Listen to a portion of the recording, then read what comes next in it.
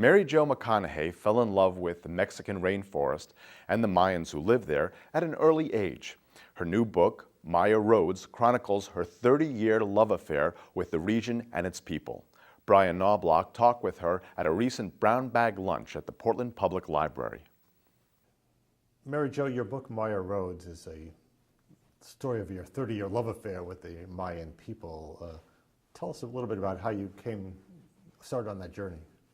As a very young woman, when I was studying Spanish in Mexico, I simply went to the museum in Mexico City, saw an exhibit on the Lacandon Maya Indians deep in the jungle of Chiapas, southern Mexico. And I, being young, said, well, I think I'll go there. And there were no roads and you had to go in on a trail, but I just fell in love with the rainforest, the beauty, the temperature, wonderful people. And so for years later, I decided I wanted to go back after covering the wars in El Salvador, covering the Middle East. So I started young, but when I went back with different eyes. And to dispel the most common myth, the Mayan people really didn't die out 1,000 years ago. The Maya, far from dying out when their big, beautiful rainforest cities were abandoned, continued to live on. They were killed in high numbers at the time of the conquest of the Europeans. But today, there are as many Maya as there were on the eve of the conquest. There are 8 million Maya in the world, speaking 29 languages, and 15% of them live in the United States. And let's talk about their descendants for a while, the current Maya. What surprised you the most about them?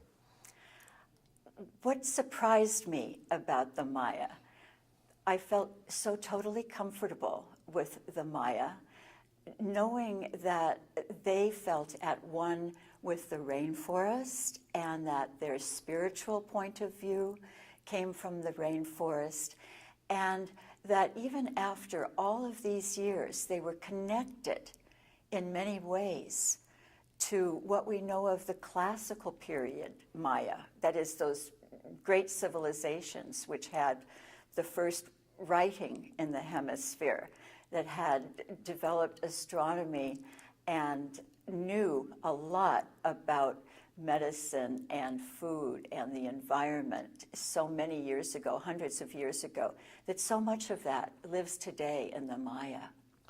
And the Mayan people today they're not cut off, isolated in the middle of nowhere. I mean, they're aware of the world and the good and bad in it, yes? The Maya today are struggling to get education and the kind of communication that others have very easily. Part of the reason they can't is because of poverty, just as it would affect poverty any place else in the world. But many are getting educated and moving on. Some are coming to the United States the way immigrants have always come. The Maya today who are isolated are living up in the mountains or in remote areas, but more and more they're connected. I've visited Maya in Florida, in Mexico, in California, who listen every day to the local news of their village on the internet.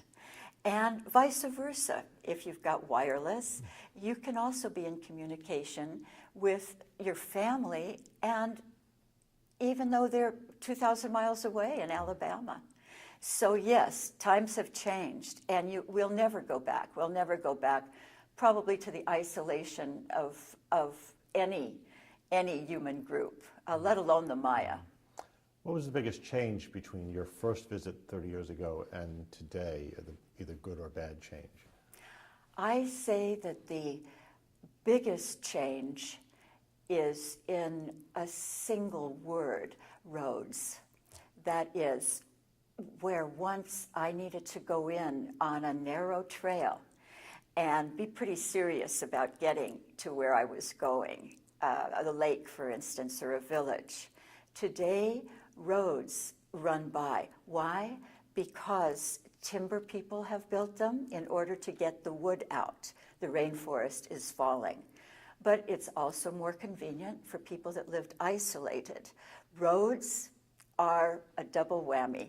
They can be good, but depending on who travels them, whether they're there to sack the rainforest or whether they're there to actually help people live a better life.